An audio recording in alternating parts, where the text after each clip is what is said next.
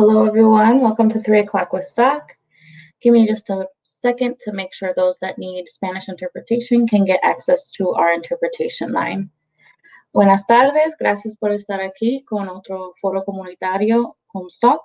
Como siempre, ustedes pueden escuchar esta información en español a través de nuestra línea de interpretación. Y el número aparece aquí mismo en la pantalla. Hay que marcar 646-749-3122 y luego hay que introducir la contraseña, cual es 779-328-221. That information is also in the comments if you need access to that interpretation line. Esta información también aparece en la sección de comentarios para las personas que necesitan interpretación en español.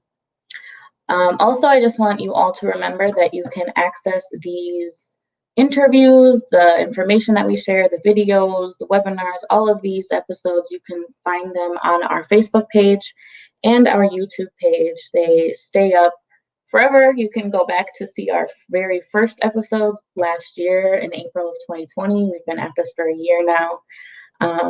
And again, always hoping to improve. So remember to fill out our survey that we'll share at the end in the comment section as well. But we have a great week for you all. Today, we're going to be talking about what all of that information about the census apportionment means and how you can look at different data that the Census Bureau provides. So you can start seeing what all of that begging we did for all of you to fill out the census last year. Now you can see why it is that we did that and what they do with that information that you shared. There's lots of cool different tools that the Census Bureau has online on their website. So we'll be sharing that information for you all as well. Also, just let us know who's here. Give us a thumbs up, give us a heart, give us a comment, a hi, whatever it may be. We would love to know who's here watching with us. And even after we're live, if you're watching this at a later time, go ahead and comment any questions or even your hellos at that time too, to let us know if folks are watching this later on as well. But yeah, so we're going to be talking about the census today and what some of that information looks like that they gather and how they create different tools that you can navigate as a citizen or as a person in the United States, as anyone really. People from other countries as well access this information. So really cool tools that the Census Bureau provides. But just so everyone knows, the U.S. population based on the census that was conducted last year is 331,449,281. So that's the final count. We know that that's not always accurate. We know there's still a lot of populations that are really hard to count. And that's why we worked so hard last year to make sure y'all were filling out that census. But yeah, the numbers got to deliver to the president, as you heard. That's the apportionment data, so not all of the information that's needed, especially for redistricting, has come out yet and has not been delivered formally to the president, but for apportionment, it has. And I'm going to share a video with you all. It's a part of a webinar series that the Census Bureau has conducted to help people understand what that means. But basically, apportionment is just the numbers that come out per state to help us decide how many U.S. House of Representatives each state gets in the House of Representatives. And this video will explain that even further. So if you have any questions throughout the video, go ahead and comment them, and we'll be here standing by to answer them.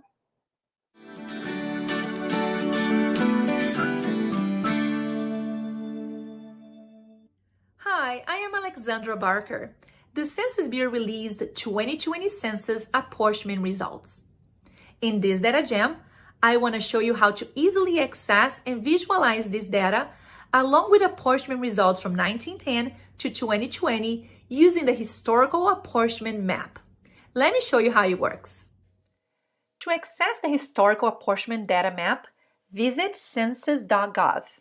You can use the search bar to locate the map. You can also visit the library and look for our census infographics and visualizations. Before we discuss the features on this map, let's talk a little bit about apportionment. Apportionment is the process of distributing the 435 memberships or seats in the House of Representatives among the 50 states based on the apportionment population counts from the decennial census. Article 1, Section 2 of the U.S. Constitution requires that a census of the population be taken every 10 years to apportion the seats in Congress. This interactive map includes historical data for each census between 1910 and 2020. It allows you to visualize data in so many ways. The default view for this map is the United States, but it allows you to access data for each of the 50 states. You can use the drop-down menu or just click on the state on the map. Whether you'll be making a comparison or looking at states individually, this map will show you the number of seats in the U.S. House of Representatives for each state, changes to the number of seats, and the population per representative for the U.S. for each state. And if you change to the population map, you'll be able to see the resident population of each state, the percent change in resident population, as well as the population density for each state. Now let's check the features of the apportionment map. The default view shows data for the United States. You can use this map to see the change in seats, the states that gain or have lost a seat according to the 2020 census apportionment results. You can use the left sidebar to choose a new decennial census year and see changes over time. You can also use the graphs on the bottom to see changes in seats as well as changes in population per representative in the United States over time. If you would like to visualize the same data for a specific state, you can use the map to select the state. I am going to select Massachusetts. Right away, you get relevant data for the state of your selection. In this case, you see the number of representatives, the change in seats, and the population per representative for the state in the decennial census year of your selection. Notice that the graphs on the bottom also have changed to show data for the state of your selection over time. And if you like to visualize data for a new decennial census year for your state, you can select a new year from the bar on your left. However, once you click on the new year, your map is back to the default view of the United States. So you're going to need to reselect your state. If you would like to lock in the view of your state, you have to use the drop-down menu to make your selection. In this case, I will select Massachusetts again.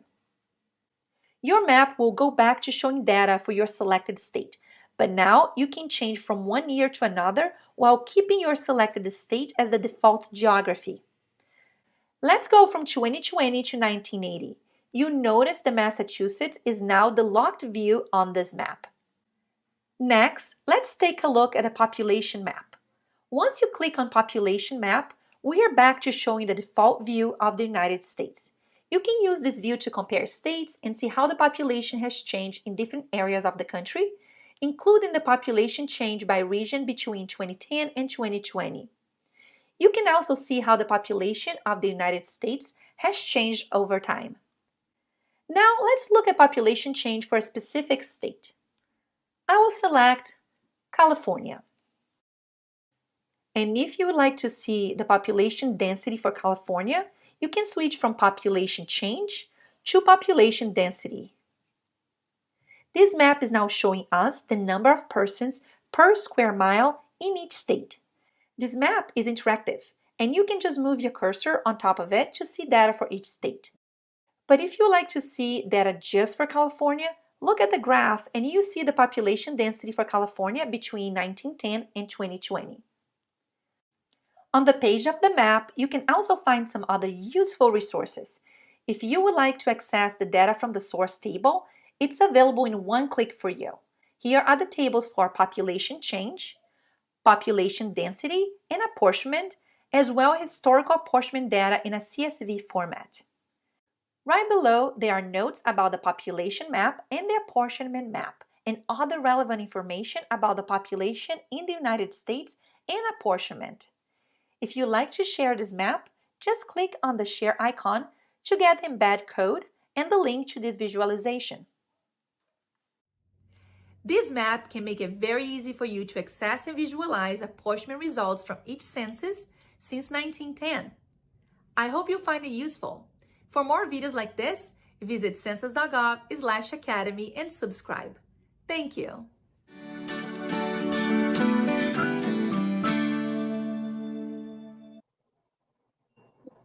I hope that was informative for you all. And again, there's so much information on the census website that much more data, many more tools that was specific to apportionment data and looking at population change over time. So that's really cool that you can look at historic data as well. But there's so many tools on the Census Bureau website, census.gov, that is in the comment section for you all. So feel free to explore that, and maybe we'll add another webinar video in the future that explains some of the more general data that is also accessible through that website.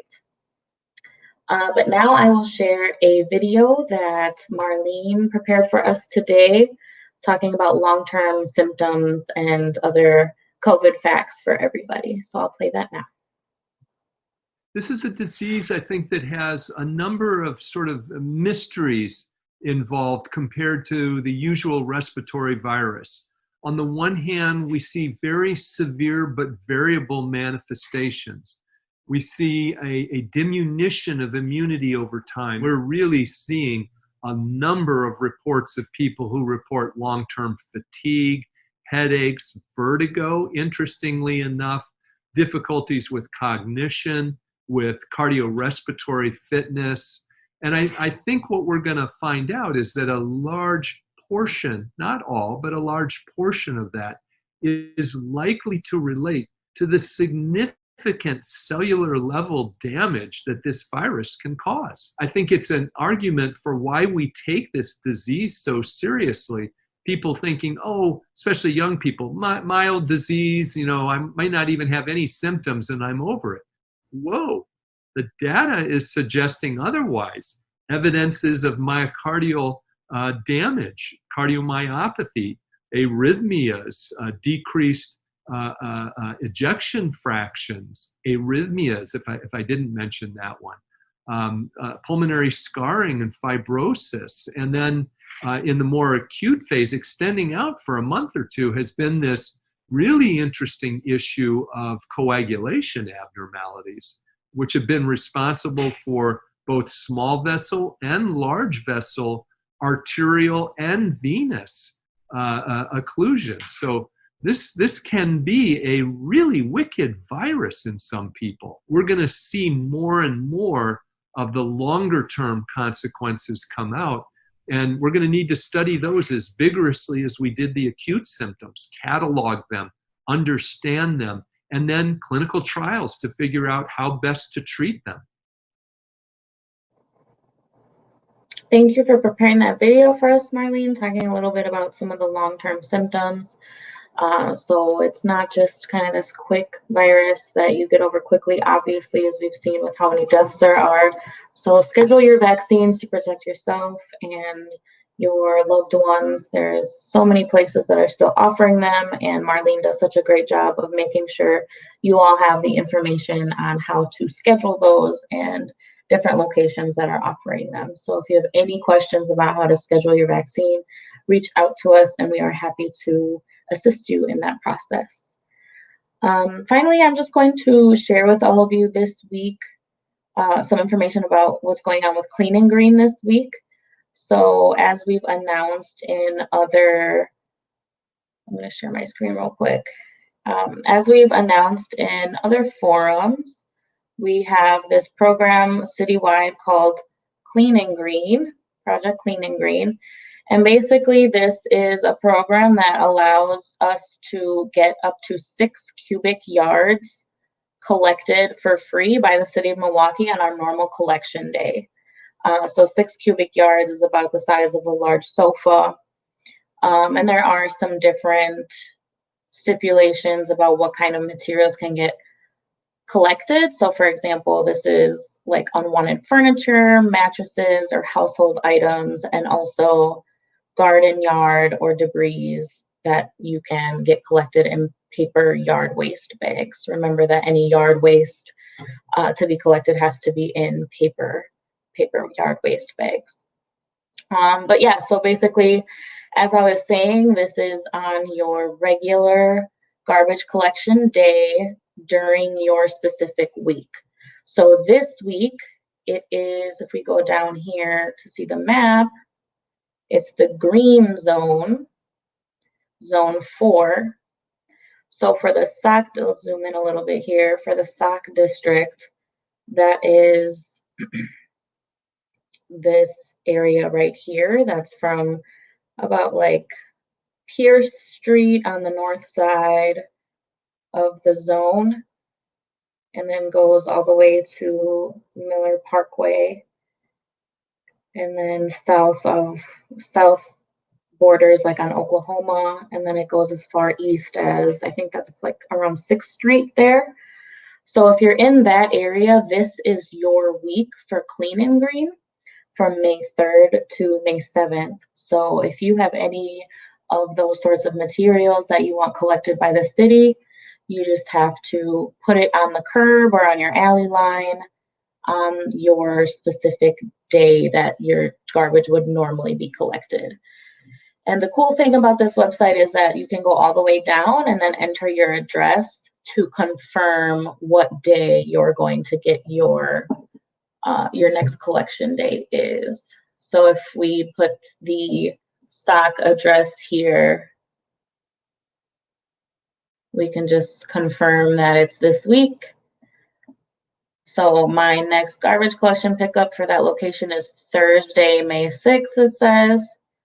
And then if I go all the way down, it has my clean and green week information as well. So basically on May 6th, which is this Thursday, is going to be the day that I can get excess or a large garbage pickup done for free right from in front of my house. And then just to show you all a couple of the not accepted items, they cannot pick up appliances, tires, TVs, and other electronics such as computers, printers, scanners, tablets, etc. They can't pick up construction debris, paint or paint thinner, motor oil, and anything that could otherwise be considered hazardous. You want to avoid those kinds of materials as well. Yeah, so this is the week for that area of the south side. If you have any questions about that, go ahead and comment, of course. And again, you can use that website to confirm your next pickup. And also your recycling pickup is listed there as well if you have any questions about that. There are some changes to recycling happening this summer as well. It's going to be every other week. And we'll share more information about that in the coming days, because I think that's going to start in June. But yeah, we have some changes coming with that. Project Clean and Green is happening this week for that zone 4 of the south side. And yeah, any questions, go ahead and reach out to us about that. And now I will just let you all know who's going to be on with us for the rest of the week. And also remind you to fill out our survey. But tomorrow we are going to be hearing from Employ Milwaukee, the Director of Career Development. And Earn and Learn is happening this summer, and the application deadline is coming up, so they're going to talk about that. And then on Wednesday, we are hopefully going to be hearing from Alas. And then Thursday, we're going to be hearing from a physical therapist with Advocate Aurora, sorry, that's what they are now. And they're going to be talking about women's pelvic health. And yeah, so we got a great week coming up for all of you. Tune in on those days. And then we will also be sharing with you the promo for the survey to fill that out. Again, we love your feedback. We'd love to know what kind of things you want to be hearing about, what guests you think would be good guests for us to have, any topics you think should be talked about. We love getting that kind of feedback. So fill that out. It's in the comment section. and I'll just leave you with a video to promote that survey, and we will be with you tomorrow for another 3 o'clock with SOC. Has this live forum been informative and useful to you? What part of the forum could be improved or changed to make it better? Please take our quick survey that's located in the comments section so that we can keep 3 o'clock with SOC going for residents. Thank you for tuning in.